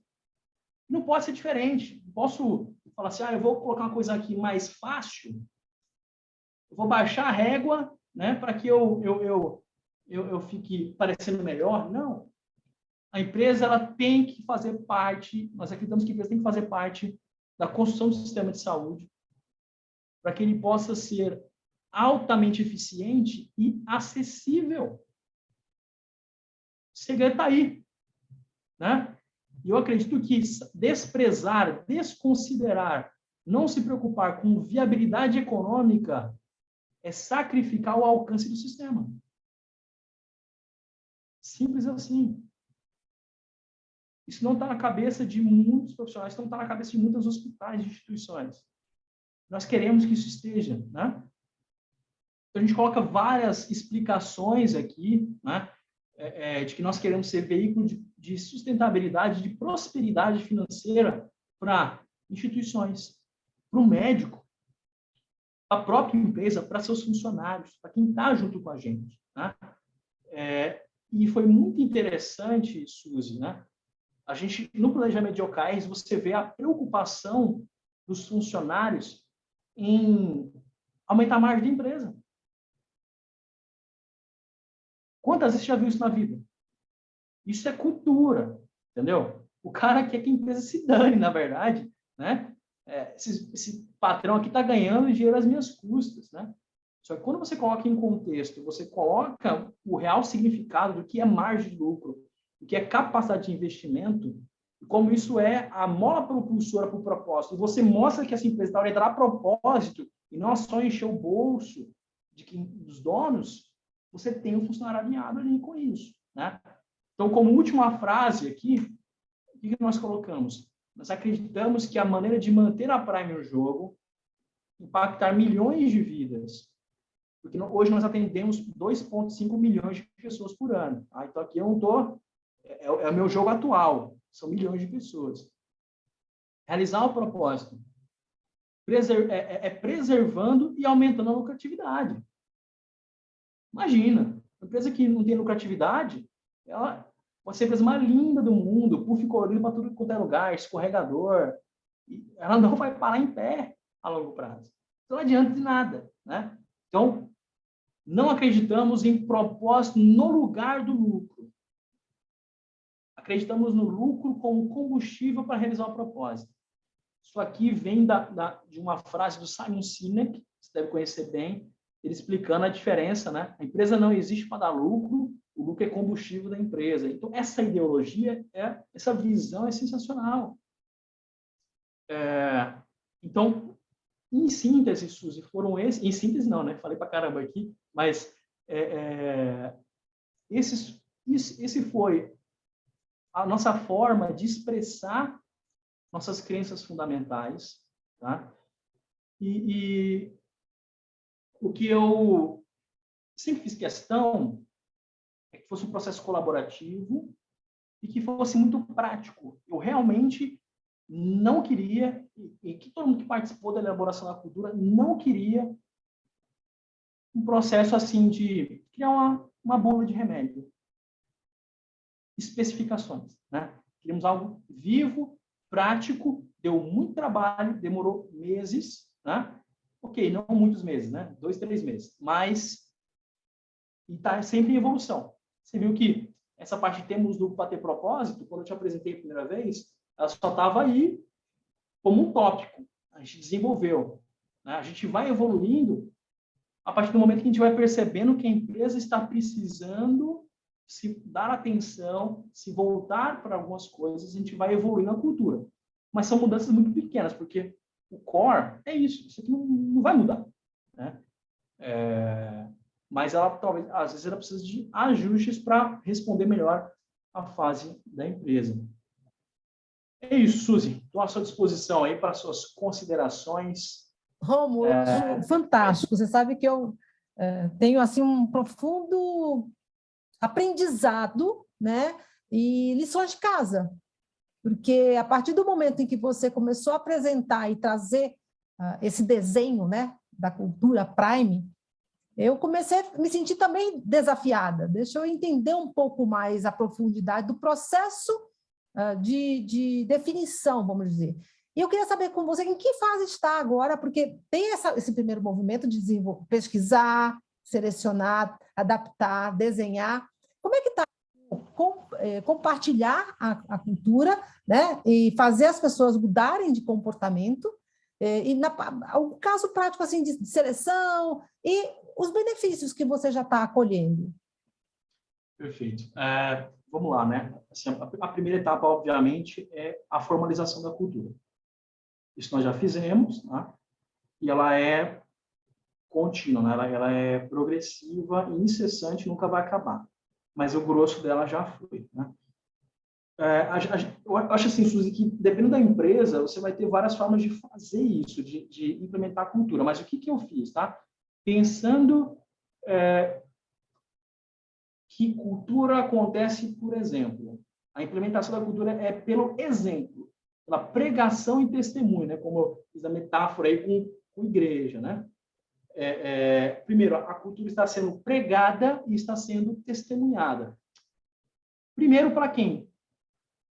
Trimestre passado isso, tá? Trimestre passado, nós fizemos a primeira etapa. Qual foi? Eu reuni as principais lideranças da empresa, tá? E eu fiz 2 aulas de 1h30 cada sobre a cultura institucional. Dei o material para todo mundo imprimir e ler, estudar. Fiz 2 aulas extensas, explicando para cada um. Vai dar trabalho, Suzy, e não escala. Entende? Isso aqui é trabalho braçal, pelo menos no começo. Até você ter multiplicadores. Então, assim, fiquei rouco de tanto falar, né? De tanto expressar isso. Então, primeira etapa, então, as pessoas que estão mais próximas ali, C-level, principais gerentes, pessoas que estão dentro do escritório ali, foram expostas a isso. Para quê? Sejam multiplicadores. Para que seja um lastro. Você tem o teu núcleo duro aí da empresa, acreditando e sendo aderente à cultura, você tem um processo de maior, com certeza, perenidade. Tá? Então, o que nós não fizemos? Um grande evento de anúncio da cultura da empresa. Porque a gente sabia, Suzy, que nós seríamos incoerentes no começo. Porque a empresa precisava mudar de cima para baixo. Né? Imagina eu expor para o médico, olha, eu tenho uma super cultura aqui, linda e maravilhosa, só que daí a liderança dele não tá, nem sabe que cultura existe, né? Então, a gente fez o processo, está fazendo o processo de cima para baixo, começou com o núcleo mais próximo ali de gestão, e isso já é um componente fundamental do recrutamento. Tá? Então, a gente passou a colocar a cultura. Eu, por exemplo, no recrutamento dos candidatos, não é nem de quem é contratado, os candidatos são expostos à síntese da cultura. O que eu falei para você aqui, tem uma versão de 15 minutos que eu falo para os candidatos. E óbvio que quando você, durante o processo de recrutamento, você tem, óbvio que ninguém é evidente para saber se a pessoa é 100% tem o fit com a cultura, mas você pode sondar várias características. Por exemplo, autonomia e responsabilidade, é super simples de você sondar à medida que você faz 2 perguntas, por exemplo. O que você já melhorou no teu emprego anterior? Qual processo você melhorou? O que você aprimorou? Porque se a pessoa não tem a cabeça de ser, realmente, tenho que ser mandada, alguém vai mandar em mim, eu fazer exatamente o que me pedem, ela não tem cabeça de dono, ela não vai melhorar nada. Ela vai executar. Você é um executor. Então, isso já sonda essa a característica. Transparência, você aí tem um pouco de feeling, né? Mas qual é a parte mais difícil da transparência? Falar aquilo que deu errado, né? Você perguntar, olha, me fala aí, fala para mim uma derrota pessoal sua. Fala para mim um erro que você cometeu. Então, o trabalho de entrevista, de seleção, não é 100% preciso, mas ele consegue sondar muitas características. A gente claramente percebeu, por exemplo, em algumas entrevistas que, a pessoa é maravilhosa, só que ela não vai conseguir operar com autonomia e responsabilidade. Não vai dar certo. Ou a pessoa é super competente, mas você percebe que ela não é uma pessoa transparente. Tem algo ali, é feeling, mas tem algo fabricado ali, né, nas expressões. E também o alinhamento com o propósito, que talvez seja a principal coisa. Tem duas perguntas que nós fazemos no recrutamento, que é o seguinte, isso é escrito, tá? Depois a gente faz presencialmente para validar, né? Por que você acredita que este é o momento certo para você estar junto com a gente na empresa? Aí, geralmente, vai ter dois tipos de resposta, né? Autocentrada, porque eu estou precisando de um emprego. Aí, meu amigo, a gente não está aqui para resolver o problema de ninguém, né? A gente está aqui para resolver o propósito da empresa, né? Se alguém se encostar aqui para resolver o próprio problema, eu quero um emprego, eu quero ganhar dinheiro, e eu vou me encostar aqui, não dá certo. A gente está aqui para resolver o problema do cliente e realizar o propósito. E uma outra pergunta importante é o que mais chamou a atenção em relação à empresa? E teve gente que falou, porque paga bem. Só que a gente sabe que isso não se retém ninguém. Porque sempre tem alguém pagando melhor, né? Sempre. E agora a pessoa, não, porque, olha, eu sempre admirei a área de saúde, eu vi o vídeo, eu realmente fiquei impactado, eu quero fazer parte disso, eu quero fazer uma parte de um desafio e tal. Óbvio que tudo pode ser ensaiado, maquiado, só que eu acho que é empilhando, né? E ter calma para recrutar. Se tiver calma, você toma decisões melhores e passa por várias pessoas aqui, né? Então, a cultura já está no recrutamento, ela já está na cabeça dos líderes mais administrativos e nas lideranças médicas principais. E qual é a fase agora?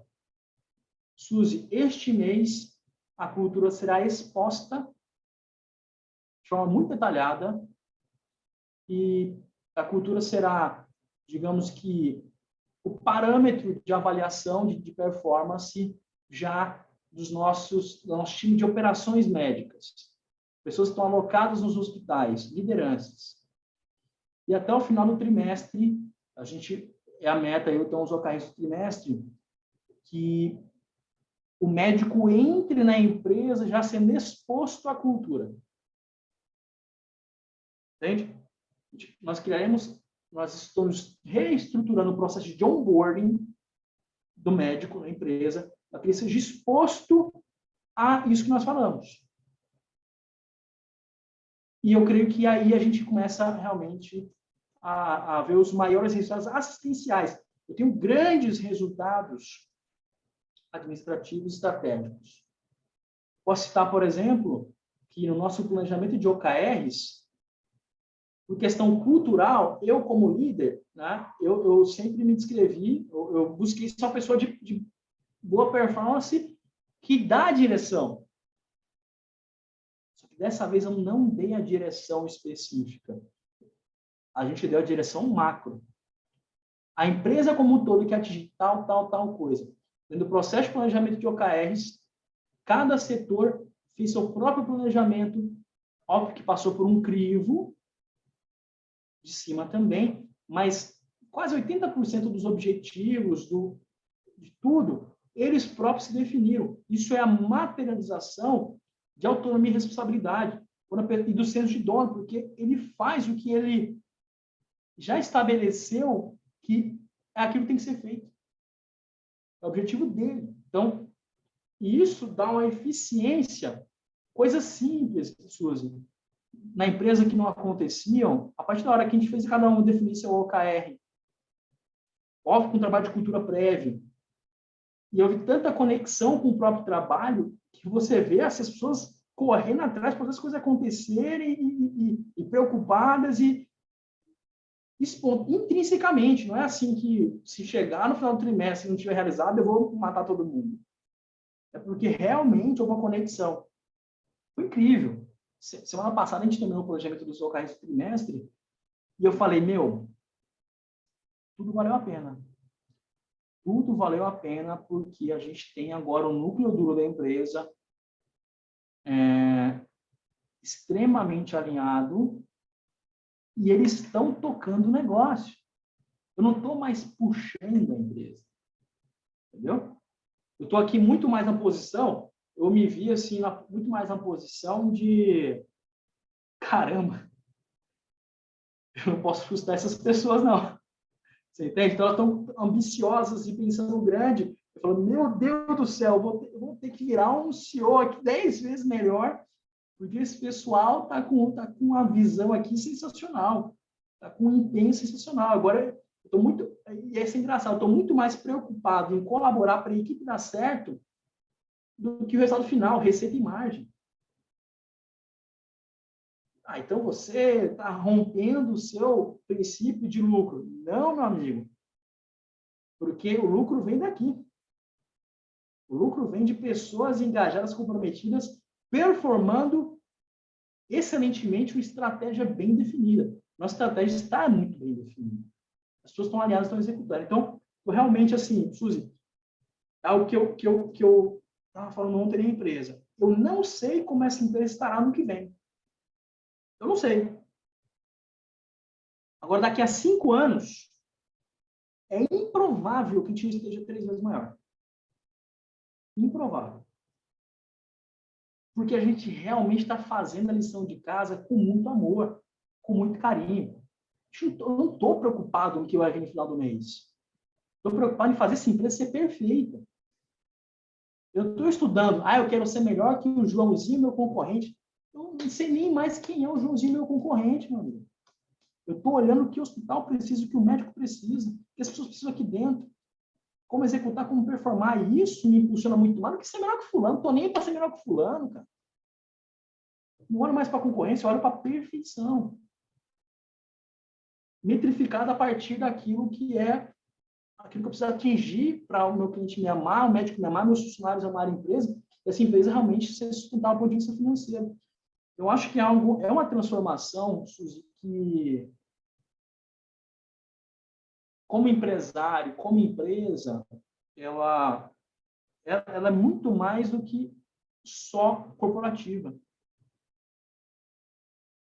E eu não sei se acontece ao mesmo tempo, se acontece depois, se acontece antes, mas a sua identidade tem que mudar.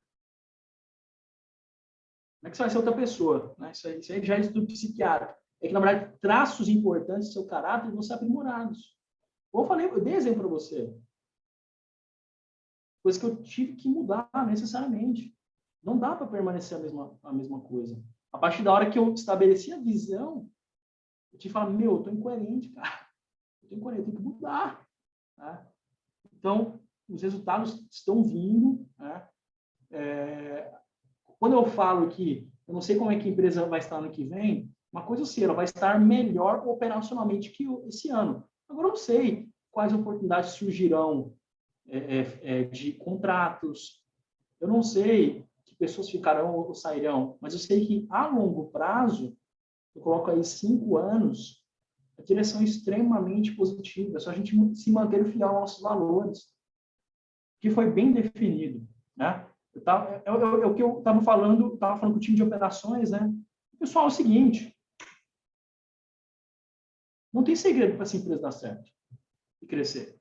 Se o cliente amar a gente, se o hospital amar a gente, se o médico amar a gente, se os funcionários estiverem felizes, engajados, vendo o futuro aqui, e o modelo de negócio for rentável, não tem como dar errado não, meu amigo.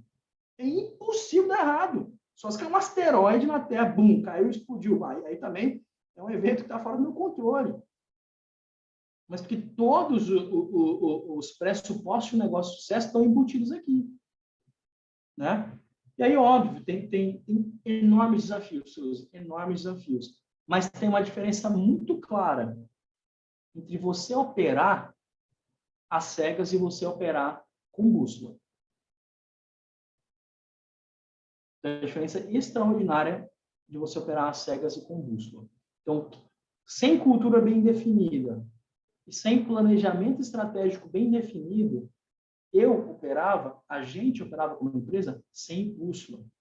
Você tá naquela bipolaridade, tá entre euforia e depressão o tempo todo, vai dar certo ou vai dar errado, ou inconstância nas estratégias, inconstância no comportamento.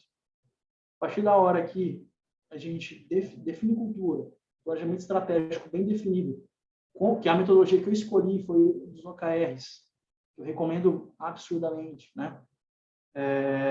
A gente opera com bússola. Isso dá mais serenidade. Isso direciona melhor os esforços. Isso faz a gente tomar decisões difíceis. Isso faz a gente não ser tolerante à mediocridade. Isso faz a gente ter parâmetros para buscar excelência. Então, foi isso que... Isso foi, em suma, eu digo assim, suma entre aspas, né? Falei para caramba, mas foi... Eu diria que é aquilo que está acontecendo no momento, sabe? A rotina é difícil, imagina, né? A gente continua tendo desafios, a gente continua tendo muitos problemas, como toda empresa, só que, repito o que eu disse para você, operar com bússola, operar com instrumentos é radicalmente diferente de você operar às cegas. E andar sem cultura, casando com planejamento, é operar com as cegas. Agora, isso eu posso dizer para você. Entre cultura e planejamento, eu fico com a cultura. Por isso que a gente definiu primeiro o processo de cultura do planejamento. Porque não existe planejamento bem feito sem uma cultura bem feita. Uma coisa precede a outra, né? E quanto mais cultura forte você tem, menos planejamento você precisa, né? Menos do resto, menos eu sou necessário, tem menos CEO. Eu acredito que a meta de todo CEO, e a meta minha, é me tornar absolutamente dispensável em empresa. Quero ser um cara irrelevante para a empresa. Pô, Romulo foi abduzido aí, né? Ou sumiu, virou hippie, né? Vai vender miçanga. Cara, a empresa continua a mesma. Tá aí por quê? Porque construiu-se uma organização perene, que é o que até dá para ver aqui o livro de Jim Collins, Empresas Feitas para Vencer, ele fala que a liderança nível 5 prepara a sucessão, prepara uma equipe de gestores que tocam a empresa. Então, o meu objetivo é realmente, eu quero ser absolutamente dispensável na minha empresa, né? E, obviamente, isso é um baita desafio, porque eu preciso treinar, eu preciso escolher as pessoas certas, preciso fazer trabalho de anos para que seja possível, né? Isso não vai acontecer em menos aí de 5 a 10 anos, né, de trabalho árduo. Mas vale a pena porque a visão já está clara para a gente. É isso, Suzy. Espero ter contribuído. E estou à disposição se quiser falar mais alguma coisa, tirar mais alguma dúvida. Só a mensagem final para quem está diante do tema cultura organizacional, ou no início, ou já está no processo, ou está no momento de revisão, né? Então, que mensagem você deixa para nós? Olha, nossa, isso é difícil de resumir, né? Mas o que eu colocaria é o seguinte: primeiro, não apresse. Isso aqui não é um resultado com prazo curto. Isso aqui não é uma commodity. Isso é algo que você vai usar na tua empresa por décadas. E é o lastro da tua empresa, é isso, no final. Então, primeiro, dedica aí, fala, eu vou demorar 3 meses, que eu creio que seja suficiente, tá? Eu vou gastar 3 meses para fazer isso. Estude muito. Estude bons exemplos. Olhei para caramba. O pessoal leu para caramba. Tá? Estude todos os bons exemplos de empresas que funcionaram. Tá? Eu colocaria terceiro ponto. Busque ajuda. Se tiver uma consultoria, se tiver uma ajuda, é muito importante. Por exemplo, Suzy, eu posso garantir que essa cultura, não é porque você está aqui, não. Essa cultura só existiu, só aconteceu porque você entrou no processo. Por quê? Porque eu no meu turbilhão de coisas para resolver, urgências, eu não pararia para me autoimpor um ritmo. A partir da hora que a gente teve um ritmo que você colocou, e falar, meu, eu tenho que apresentar esse negócio para a Suzy, meu Deus do céu, o que ela vai achar, eu tenho que caprichar. A partir da hora que você coloca uma ajuda, né, de uma pessoa de fora, ditando o ritmo e te dando esse auxílio, de verdade, isso faz absoluta diferença e pode ser a diferença entre você ter ou não ter. E a coisa ficar engavetada lá. Então, só saiu por conta que a gente fez esse processo. Que me forçou a falar assim, eu tenho que fazer. Então, eu vou sentar e vou fazer. Eu tenho tempo. O tempo foi ótimo. Mas eu tenho que fazer. Eu tive que sentar, fazer. Eu parei vários feriados aí e me concentrei nisso. Teve dia aqui que eu falei, ó, pode todo mundo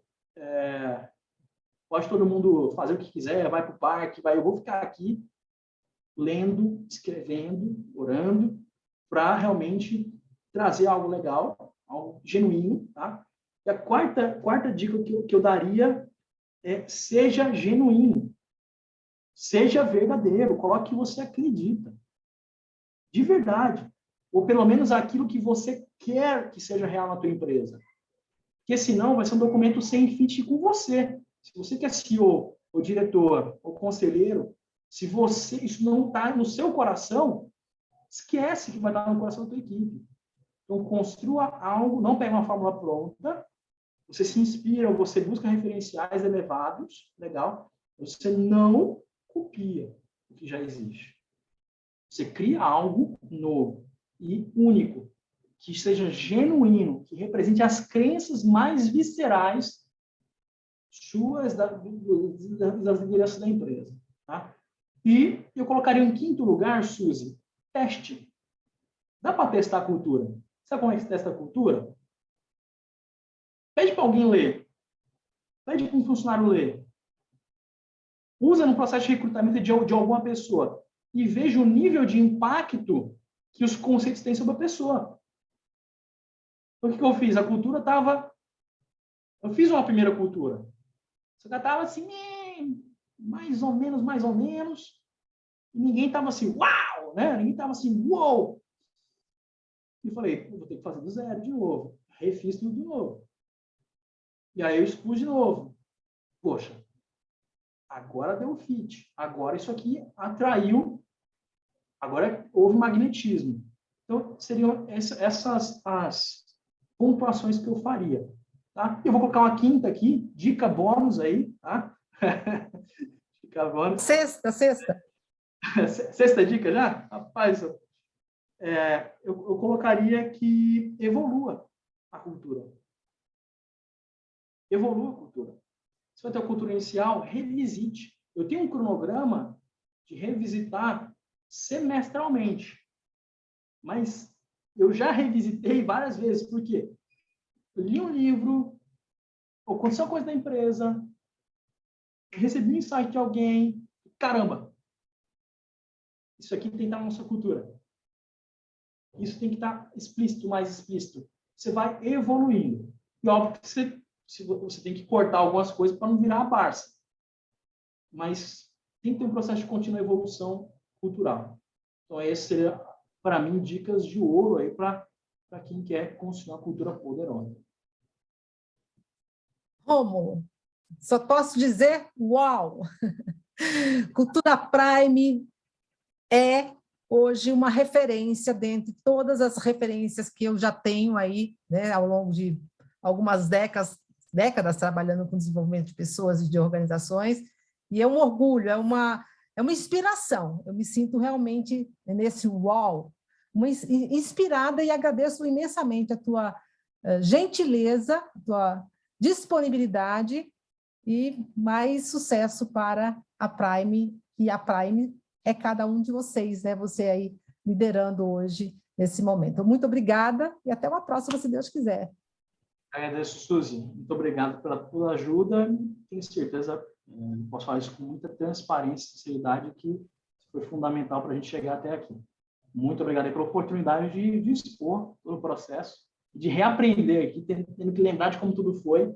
Para mim também é uma experiência muito positiva. Grande abraço. Obrigada.